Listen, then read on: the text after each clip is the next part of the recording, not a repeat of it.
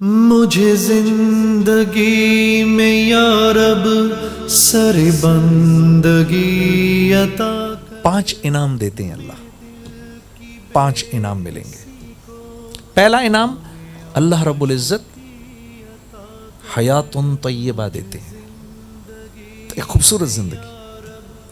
وہ کیا زندگی ہوتی ہے کہ جس زندگی میں رزق بہت آسانی سے ملتا ہے، کوشش ہی نہیں کرنی پڑتی.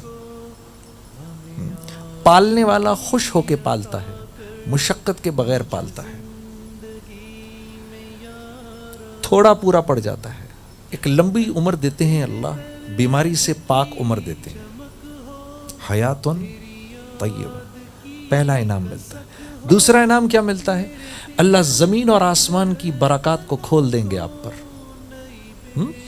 زمین اور آسمان کی برکات کھول دیں گے. ایسے ہی سمجھانے کو، یہ جو چھوٹی سی چینک نہیں ہوتی جس میں ہم چائے پیتے ہیں، ہرے رنگ کی چینک، اس میں کتنی کو چائے ہوگی؟ 3-4 کپ. 3-4 کپ ویسے نہیں ہوگی، چلو لگا لیتے ہیں.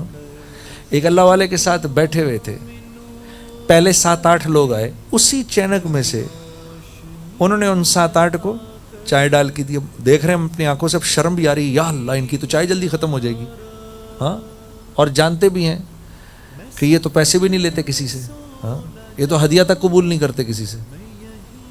انہوں نے 7-8 کو پلائی، پھر اپنے کپ میں ڈالی، اس کو بھی پی. ان بزرگ کے پاس لوگ بیٹھے رہے، ان سے نصائح لیتے رہے.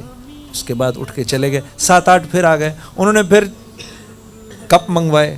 وہی چینک رکھی ہوئی ہے جس میں 2 سے 3 کپ ہوں گے. پھر ان 7-8 کو ڈالی، ان کو پلائی، اپنی بھی پی چکے تھے، پھر اپنے لیے ڈالی، پھر پی. پھر وہ ان کے پاس سے اٹھ کے چلے گئے. پھر 7-8 اور آ گئے. یہ 3 کا چکر تو خود ہم نے دیکھا. 24-25 لوگوں کو چائے پلائی. ایسی چینک تو دنیا میں نہیں بنی ہوگی. اب یہ باتیں جو اس لائن کا آدمی ہے اس کو سمجھ میں آئیں گی. جو دین کو اپنی عقل سے سمجھنے کی کوشش کرے گا اس کو یہ باتیں سمجھ میں نہیں آئیں گی. اس لیے کہ لفظ برکت، اس کی کوئی ٹرانسلیشن نہیں ہے کسی دوسری زبان میں، اس کا کوئی ترجمہ نہیں ہے. برکت کا کوئی وہ نہیں ہے. یہ من جانب اللہ ہے. اللہ خوش ہو کے اپنے نیک بندوں کو دیتے ہیں.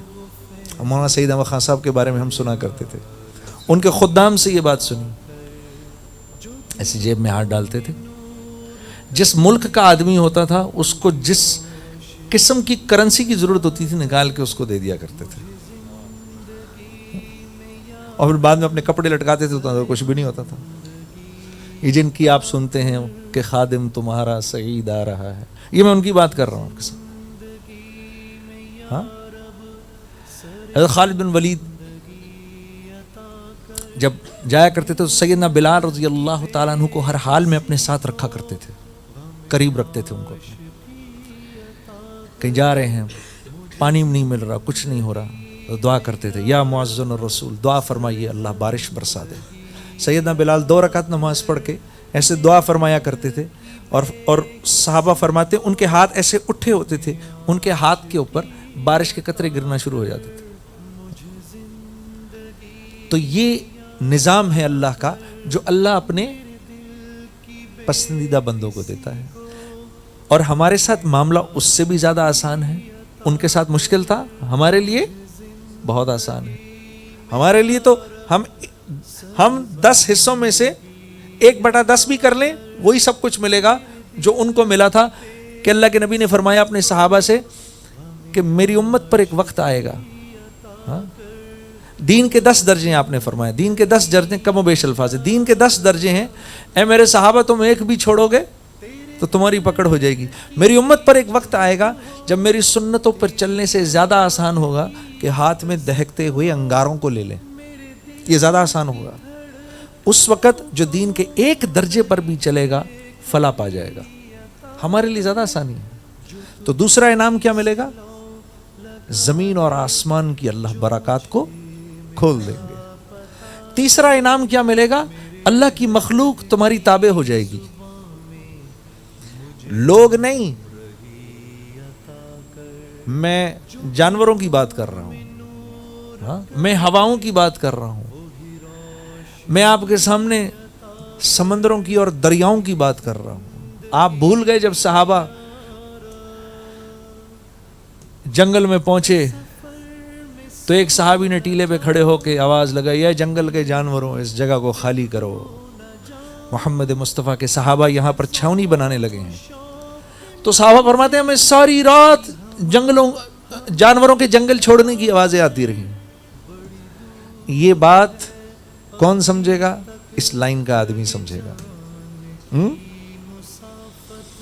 وہ اور خوش ہوگا، اللہ اس کا ایمان اور مضبوط کر دے گا، اللہ اس کو اور ثابت قدم کر دے گا۔ ان تنصر اللہ ینصرکم ویثبت اقدامکم، تم میری لائن کا کام کرو، میرے دین کا کام کرو، میں تمہارے دنیا کے سارے کام کروں گا اور ایک اور انعام بھی دوں گا، میں تمہارے قدم جما دوں گا، تمہیں ہلنے نہیں دوں گا۔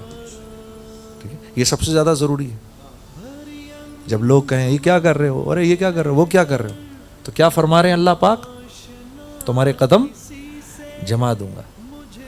پھر یہ بات سمجھ میں آئے گی، ورنہ اگر آپ لاجکلی اس بات کو سمجھنے کی کوشش کریں تو یہ بات سمجھ میں نہیں آتی۔ تو جدھر لاجک ختم ہوتی ہے وہاں سے وحی کا علم شروع ہوتا ہے۔